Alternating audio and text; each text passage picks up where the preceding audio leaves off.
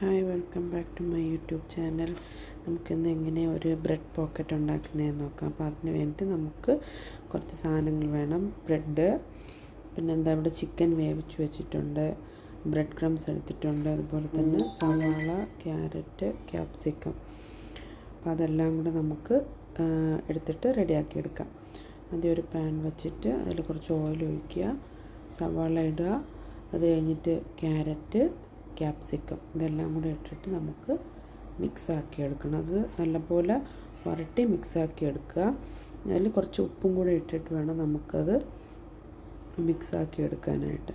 നമുക്ക് കുറച്ച് നേരം അടച്ച് വെച്ചിട്ട് കുക്ക് ചെയ്താലും കുഴപ്പമില്ല, കാരണം അത് ഒരുപാട് നന്നായിട്ടങ്ങ് കുക്കായിട്ടും പോകണ്ട, എന്നാൽ അത് കുക്കാവുകയും വേണം. ആ ഒരു രീതിയിൽ വേണം നമുക്ക് എന്ത് ചെയ്യാനായിട്ട്, അത് കുക്ക് ചെയ്ത് എടുക്കാനായിട്ട്.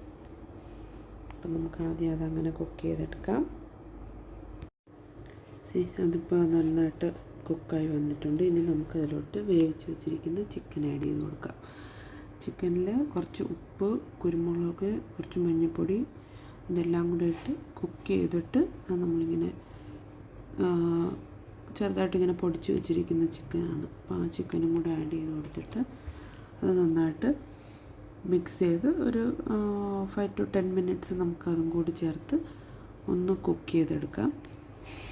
അപ്പോൾ അത് കുക്കായി വരുന്ന സമയത്ത് നമുക്ക് എന്ത് ചെയ്യാം, ബാക്കി നമുക്ക് ബ്രെഡ് പോക്കറ്റ് ഉണ്ടാക്കാനുള്ള ബ്രെഡിന് നമുക്ക് റെഡിയാക്കി എടുക്കാം. അതിന് വേണ്ടി നമുക്ക് ബ്രെഡും ബ്രെഡിൻ്റെ ക്രംസ് പിന്നെ എഗ്ഗ് വേണം. എഗ്ഗ് കുറച്ച് ഉപ്പും ചേർത്തിട്ട് നന്നായിട്ട് ബീറ്റ് ചെയ്ത് വെച്ചിരിക്കുന്ന എഗ്ഗാണ്. അപ്പം അതെല്ലാം എടുത്തിട്ട് ഫസ്റ്റ് നമ്മൾ 2 ബ്രെഡ് എടുക്കുക. ഫസ്റ്റ് എഗ്ഗിൽ മുക്കിയിട്ട് പിന്നെ ബ്രെഡ് ക്രംസിൽ മുക്കിയെടുക്കുക. അത് കഴിഞ്ഞിട്ട് നമുക്ക് അത് ഫ്രൈ ചെയ്തെടുക്കണം. അപ്പോൾ ആദ്യം എല്ലാം ഒരുമിച്ച് ഇതുപോലെ 2 ബ്രെഡ് വീതം എടുത്ത് ഇതുപോലെ ഇങ്ങനെ റെഡിയാക്കി എടുത്തു കഴിഞ്ഞാൽ നമുക്ക് ഫ്രൈ ചെയ്തെടുക്കാനായിട്ട് ഈസി ആയിരിക്കും. അപ്പോൾ ആദ്യം ഞാൻ അതെല്ലാം അങ്ങനെ റെഡിയാക്കി എടുക്കുന്നുണ്ട്. എന്നിട്ട് നമുക്ക് ഓരോന്നോരോന്നായിട്ട് അത് ഫ്രൈയിങ് പാനിലിട്ടിട്ട് ഫ്രൈ ചെയ്തെടുക്കാം. എണ്ണ ചൂടായി കഴിയുമ്പോഴത്തേക്ക് നമുക്ക് ഈ ബ്രെഡ് അതിനകത്തിട്ട് 2 സൈഡും തിരിച്ച് മറിച്ച് വിട്ട് നമുക്ക് ഫ്രൈ ചെയ്തെടുക്കാം. അത് ഫ്രൈ ചെയ്ത് വരുമ്പോഴത്തേക്ക് നമുക്ക് അടുത്ത മിക്സ് ബ്രെഡ് പോക്കറ്റിനകത്ത് വയ്ക്കാനുള്ള മിക്സ് റെഡിയാക്കി എടുക്കുക. നമ്മൾ ഉണ്ടാക്കി വെച്ചിരിക്കുന്ന ആ ഫില്ലിങ്സിനകത്തോട്ട് നമുക്ക് കുറച്ച് മയണൈസ് ആഡ് ചെയ്യണം. മയണൈസ് നമുക്കിപ്പോൾ ഓരോരുത്തരുടെ ടേസ്റ്റിനനുസരിച്ചിട്ട് ആഡ് ചെയ്യാം. ഞാനിവിടെ ഒരു 2 to 3 സ്പൂണ് മയണൈസ് ആഡ് ചെയ്തിട്ടുണ്ട്.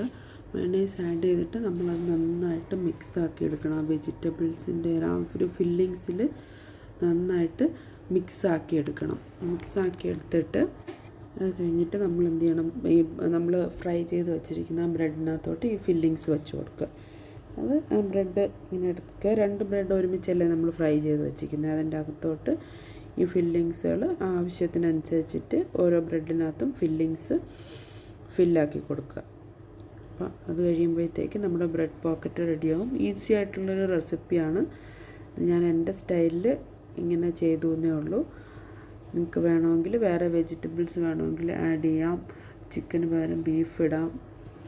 പിന്നെ ഈ സെയിം ഫില്ലിങ്സ് തന്നെ നമുക്ക് സാൻഡ്വിച്ചായിട്ട് വെക്കാം. ഈ ബ്രെഡ് ഇങ്ങനെ ഫ്രൈ ചെയ്തെടുക്കേണ്ട, അല്ലാതെ നോർമൽ ബ്രെഡ് എടുക്കുക. അത് കഴിഞ്ഞിട്ട് ബ്രെഡിൻ്റെ അകത്ത് ഈ ഫില്ലിങ്സ് വെച്ചിട്ട് നമുക്ക് നോർമൽ സാൻഡ്വിച്ചായിട്ടും കഴിക്കാം. ഹെൽത്തൊക്കെ നോക്കുന്ന ആൾക്കാർ, ഫ്രൈ ചെയ്ത് വേണ്ടെന്നുള്ള ആൾക്കാർക്ക് ഇങ്ങനെ ഫ്രൈ ചെയ്യാണ്ടും ബ്രെഡിൻ്റെ ഉള്ളിൽ ഫില്ലിങ്സ് ആയിട്ട് വെച്ചിട്ട് നമുക്ക് ചെയ്ത് നോക്കാവുന്നതാണ്. അപ്പോൾ എല്ലാവരും ട്രൈ ചെയ്ത് നോക്കുക. എല്ലാവരും സപ്പോർട്ട് ചെയ്യുക. Thank you so much for watching.